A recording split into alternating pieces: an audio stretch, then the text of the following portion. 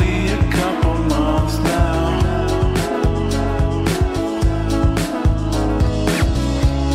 I think I recognize her. Welcome to Getting to the Truth in This Art. I am your host, Rob Lee, and this is on MTR Podcast. My next guest is a female entrepreneur striving to make a difference and the co-founder of the super delicious Waffie. Please welcome Minje Suh. Welcome to the podcast.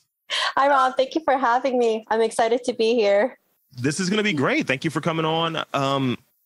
And yeah, I'm going to hopefully attract a lot of people. I realize that people will check out the show, listen to an episode, and they're like, yeah, I'm going to go there. I'm going to check this place out.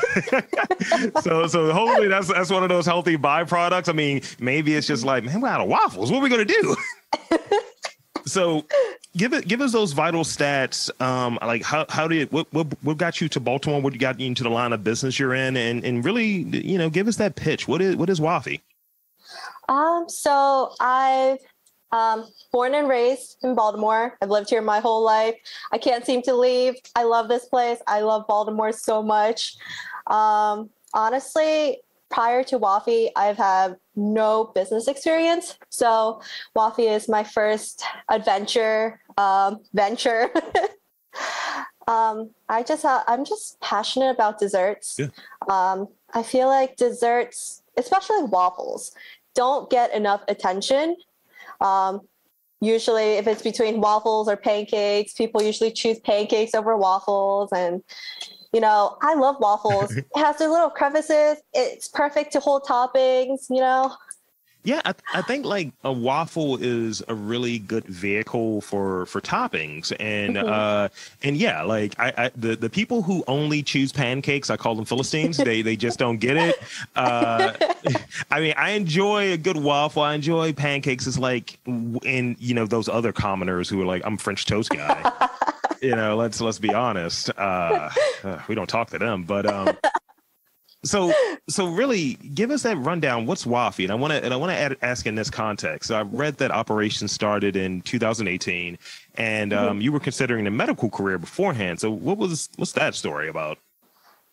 So I graduated from UMBC with a bio and psych degree. Honestly, I thought I wanted to go to med school, but I realized it's what my parents wanted for me. Mm-hmm. You know, like you know how like, I feel like minority parents are always like, I want the best for you. You got to have a job that will give you a lot of money because, you know, my life was not as good as yours and I worked hard for you to live well. And I'm like, I appreciate that. I love my parents, but ultimately, I don't want to sit at a desk for like 20 hours and study. Yeah. I dig it.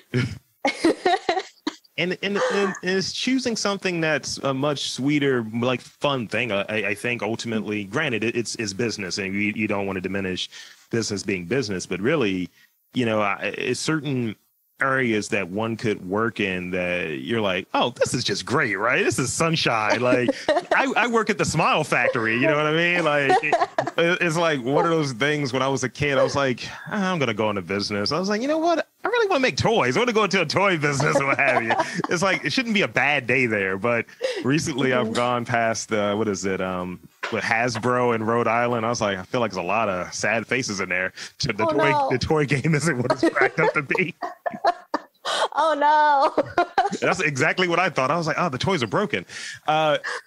So I read that it was a 2-week trip for research purposes for potential like waffle competition. So tell me more about that, and what are some of the things that you kind of learned during that time? The long story short, my partner / fiance and I, we took a trip right before Waffie to kind of, it was like a little bit of a vacation for us as well. You know, once you start a business, you have no freedom. So we went to a couple places throughout the US. We went down the East Coast and then we went west. And we hit a couple of waffle shops to do some research. And we found out that a lot of waffle shops, they don't serve the waffles fresh. Mainly the type of waffle we serve, So our waffles are a little different from your typical like breakfast type of waffles. Our waffles are dough based. So they're made with yeast instead of your typical baking soda and baking powder. So they are a little bit harder to work with. So most of these waffle businesses, I noticed that they pre-make them. And then when someone orders a waffle, they just warm it up for you and then add the toppings to that. And honestly, like here at Waffie, we don't like that. We want to serve the freshest waffle we can as possible to you. Yeah. And that's why we went on this trip to see if these waffle shops did something like this.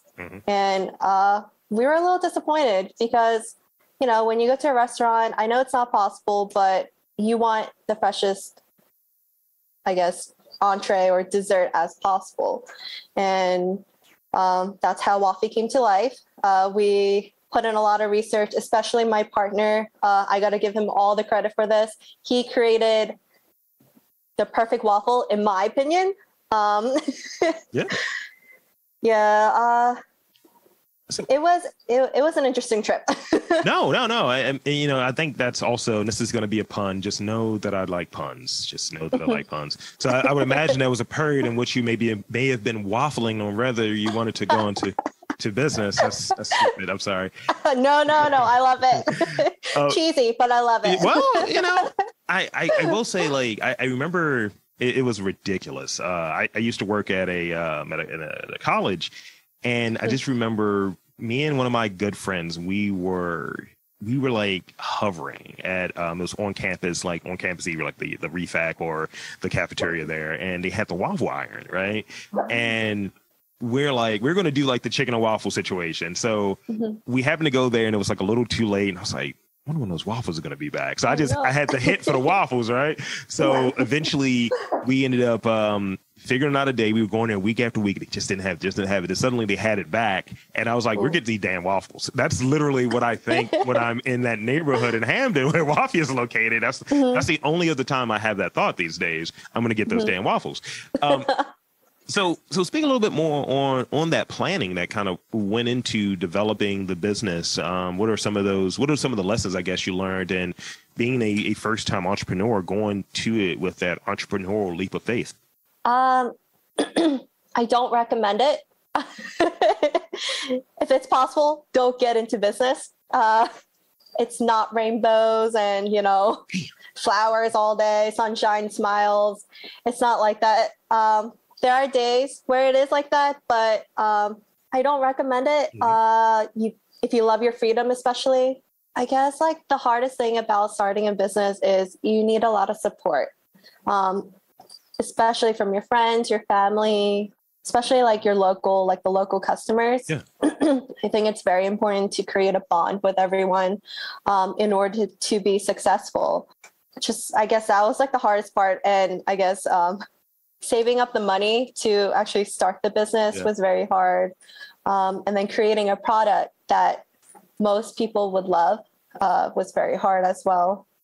Yeah, I think one of the things that Waffie does, because it's not like you're as a customer, it's not like you're getting something less than it. You're getting like, oh, it's a couple bananas on there and a little syrup or something. It's like, no. These are top tier. And I realize, and maybe it's just my own ignorance, but I realize that there is a kind of a lack for like baked items and desserts and things of that nature. And I just remember, like, Waffie was one of the earlier places in the last few years to actually be, this is what we do. We're not going to have some other thing on the menu. There's very minimal, if any, savory items on it. I think there was maybe one, but it's a dessert place. And I think that's a key component on maybe separating yourself. And I think in addition, you're over there in Hamden, and that is very, at least before the last year or so, been getting a fair amount of foot traffic and things of that nature. And, you know, I was just looking over there and I seen, it's like, what's happening? What's this new business going to happen? And it's that community thing. So how has the community, and granted it's a little different these days, but how's the community been during normal times as far as building it out? Because those are a few of the issues you kind of talked about, the challenges of being new within the community and all. How's that been? It's been great. We love our neighbors. We before COVID, we used to do a lot of lunch swaps. So we deliver them chicken and waffles, dessert waffles, and then they'd swap it out with like something they serve for lunch. And then it's just, we've really become a family within like Hamden. Yeah. And it's just, when you run a business, it's very lonely. Yeah. But creating these bonds, it really, it gives you like a sense of purpose. It proves, like, to me, I realized that, hey, you don't have to feel lonely. There are other business owners that are going through similar things as you are. And it's just really great. I didn't realize that you can create like these kind of relationships with other business owners, especially like my parents, they also own a business as well. And I guess they run a little different from me. And I just growing up, seeing them run their businesses, they looked lonely. It just seemed like the hardships that they go through, they would have to go through it by themselves. And I'm thankful that it's a little different for me. And I get to like talk with my fellow like neighbors and fellow business owners. We just talk about like how hard it is or how great it is. Yeah. And I think it's different, you know? I think community is one of the things I've heard, whether it be within the arts community and the guests that I have, or even the entrepreneur small businesses here.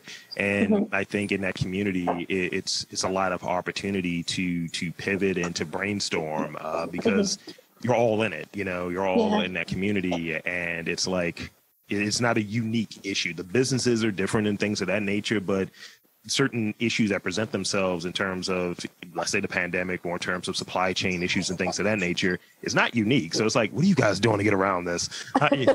And I think it offers up the opportunity. Like for somebody like me, I'm very invested in Baltimore, right? So if I hear about a collaboration or something, it's like I am losing my mind. I was like, these things that I like are coming together, you know? And yeah. have there been any thoughts around that? Like maybe since you have like, I believe you have ice cream, right? On some of your, so would there be any collaborations with maybe a local ice cream maker or things of that nature to maybe add a different layer to what you all are doing?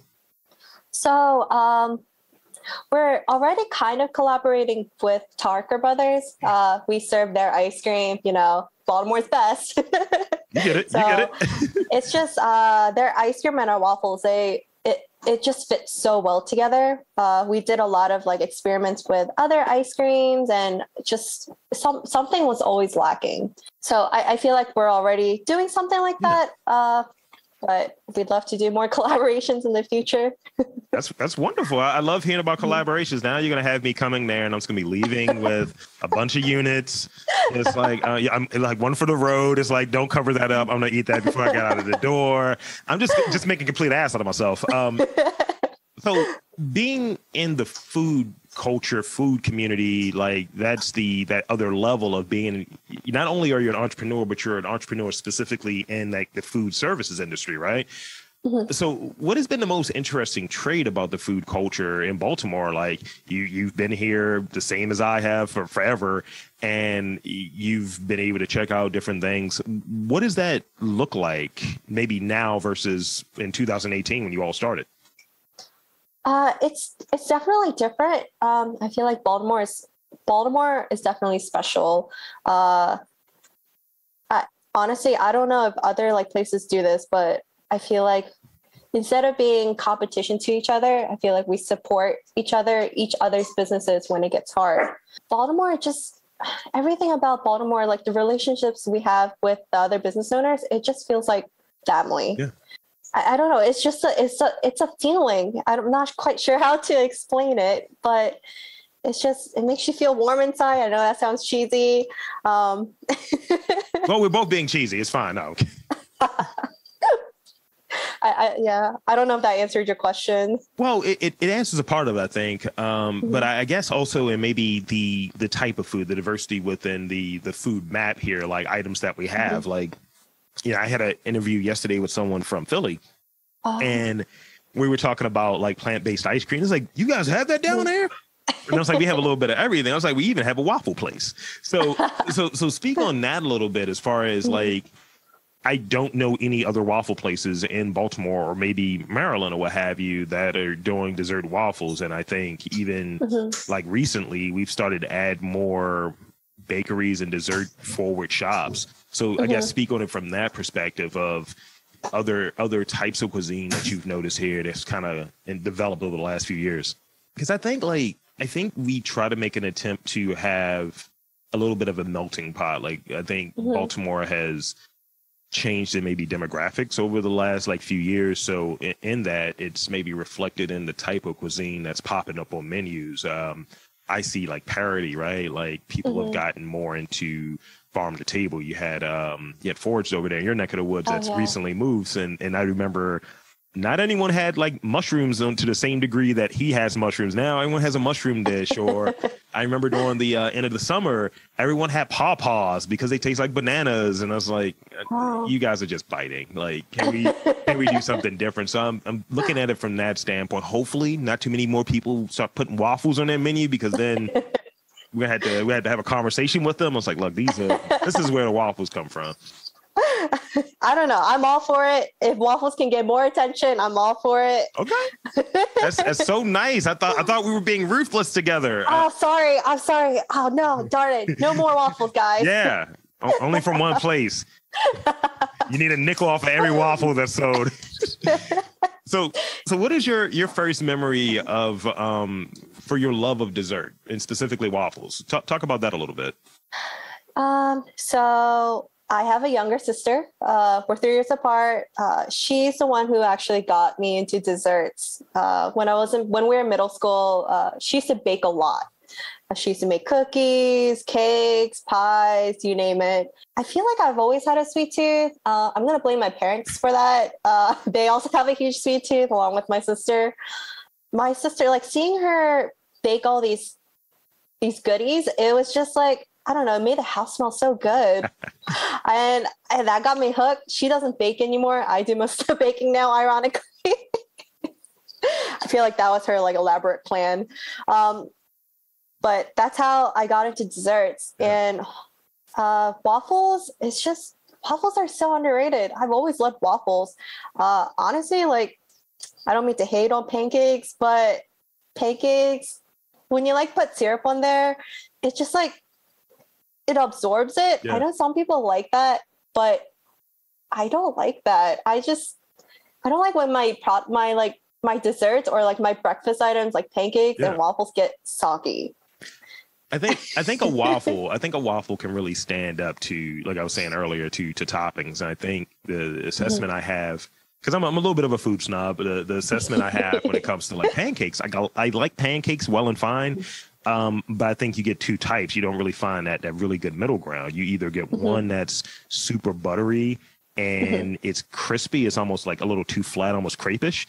And, or you get the one that's kind of thick and it's like, I don't want to add all of the extra syrup. It's like, I think when you overdo either the butter or the syrup, you're almost trying to mask maybe something that's really not that good. And I don't really have that experience with waffles, to be honest about it. It's just like a waffle is already substantive. It already has some weight to it. You're not choosing a waffle by mistake, firstly. Secondly, when you order a waffle on the menu, any place, you're getting one waffle. Where you go, you get pancakes. Like, you want a short stack because they know that they cannot stand up to waffles. That's true. That's my assessment. That's my campaign right there. So you touched on a little bit that it's the waffle sometimes isn't the easiest thing to work with. So speak on some of the maybe other ingredients that are challenging to work with, because you guys have a lot of toppings. And so speak on some of those ingredients that, were hard to work with. And secondly, has there been a topping that comes to mind that just you wanted it on there and it just didn't work? We used to do syrup with our waffles, only because people kept asking for it in the beginning. And we were like, you have no idea how many times I had to tell someone that, hey, we don't serve syrup. That's not the type of waffles we serve. We're not trying to be like waffle snobs here, but just taste our waffles. You don't need syrup with it. Wow. We do have like a maple glaze with it, Yes. to kind of like balance it out instead of syrup. But we didn't always have that. We used to have like syrup as an option. I think people understand our concept now, Yeah. but just like regular syrup, it doesn't work too well with our waffles. I feel like syrup is meant to get absorbed, kind of like with pancakes, and our waffles don't do that. They don't quite absorb the toppings into the dough when you put it on there, so it doesn't quite work too well with it. And then I guess we tried doing like bacon. We used to have bacon in the beginning. I love bacon, and we wanted to make it work, but it just, I don't know, something's missing. Maybe it's because our waffles are more like dessert based. Yeah. It doesn't quite work too well. It's delicious. Don't get me wrong. It was delicious, but there was something missing with it. Yeah, like sometimes like we know that bacon tastes great, right? And when it pops up on there are places that do a good interpretation of like a makeable bacon profile, and that's fine. But I'm really judging the quality of the item. Like the toppings to me can be a mask. It's like naturally I already like this topping. Like I love cheesecake, so if it's on there, it's like great. But what's the vehicle like? Because you're arguably going to have more of that than the actual topping. So that's the way I look at it. And so there are some times where I would imagine that it's just, this doesn't work. This is great. And it's like, we're not going to find bits of bacon in our batter. That's a lot of bees right there. We're not going to do that. But you might want to revisit it. You can revisit it. It's going to be tasty. Maybe in the future. Yeah. See, put my name on it. Rob's Bacon. See? Boom. Oh, we could do that. We can collab. Yeah, I love it. So this is the last question I have before we get into some rapid fire questions. Aside from your work at Waffie, speak on some of your creative interests and talents you have.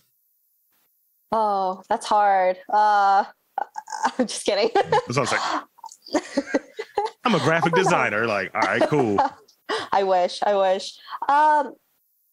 I guess this is a hobby that formed because of Waffie.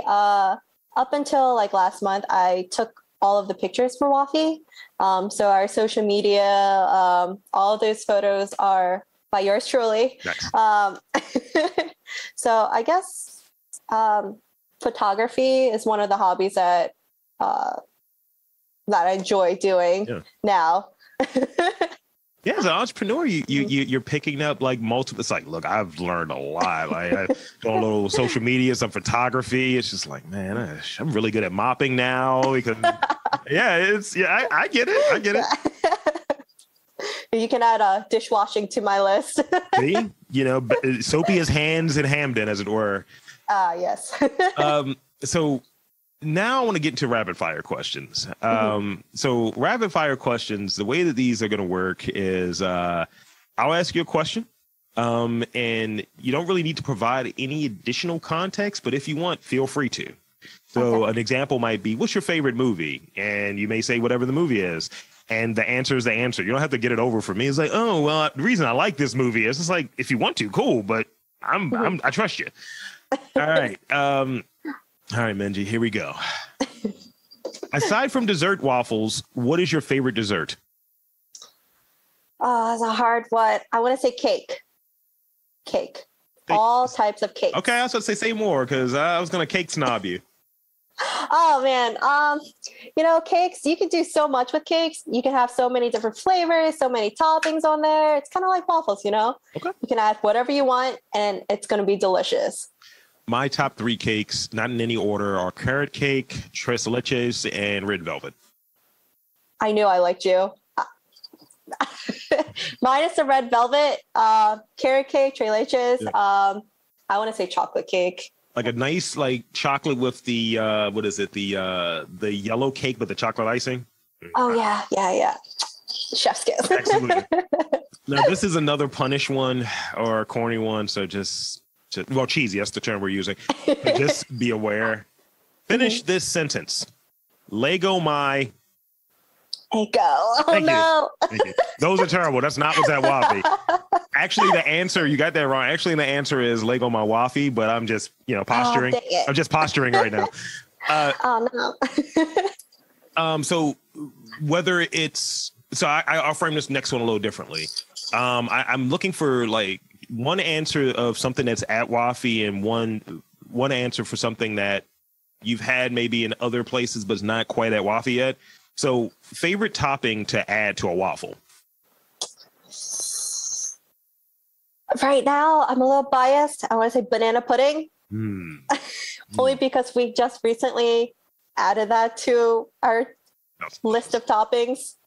I love banana pudding. Usually any of our creations, they're created because I had a huge craving. That's fantastic. It's like quality control too. Yeah. So is there one that you might not have at the shop, but you're like, you know what, I've had this, or this could be really good on a waffle? Like, like one of the things I would try to look at if I had the opportunity, and it's savory and it doesn't make any sense, but if I could somehow put carnitas on like a waffle, like a scallion waffle, fire. Ooh, that sounds really good. We had something similar. We had a pulled pork, a barbecue pulled pork on our waffles in the beginning. That's delicious. It was. I miss it all the time, but it's just so much work. I think even like I've been on this coquito kick recently, and just coconut and rum works for some reason. And if there was a way like to have that flavor profile, but not necessarily the rum on there, because I have conversations with different makers, donut shops, and things of that nature, and I'm like, what is this flavor profile? How can this be turned from maybe this application of it as a drink or as an alcoholic drink to something that is on a vehicle such as a donut, a waffle, cookies? I think of things in those terms. We could do something like that. We could turn that coconut into a coconut cream. See, I feel like this is a collaboration that's happening. You heard it here first, folks. All right, last two I have. Stroop waffle or Belgian waffle? Oh, Belgian waffle. I'm not a huge fan of stroop waffles. I had to really work on saying that word because I was like, I don't speak that language. Lastly, now this goes back to business because we have to always go full circle with it. Tell me 3 things that you consider to be your strengths as a business owner. Strengths. I feel like I'm very patient. Patience. I'm organized. And a third one, I feel like I'm kind of creative a little bit. Okay. I obviously you're the test kitchen that like look, this is what I had on my taste buds and what I had a craving of. Make it so, number one, and then there you go. So that's literally all I have. So I'm going to open up the floor to you to plug away. Website, where can they find you? And thank you again for coming on to the podcast. Well, thank you for having me. This was so much fun. I'm still a little nervous, but so you can find us at Waffie Waffle, all of our social, Instagram, Facebook, it's Waffie Waffle. So that's Waffie, kind of like cookie, brownie, but instead we desertify the word waffle and made it into Waffie. And then we recently started TikTok. It's Waffie.waffle. Honestly, I forgot the password to our original TikTok ID, Waffie Waffle. So we had to put that period in there. Yeah, that's where you can find us. We're always uploading photos every week. And you can drill a little bit looking at these photos. and most of the photos that you've taken. So, pat yourself on the back there. Big wins there. Yeah, that goes to your creative inclination too. So, yeah. Thank you. Thank you. So there you have it, folks. I'm going to wrap up here. So for just the delightful Minje Suh of Waffie, I am Rob Lee saying that there is dessert in and around Baltimore. You just have to look for it.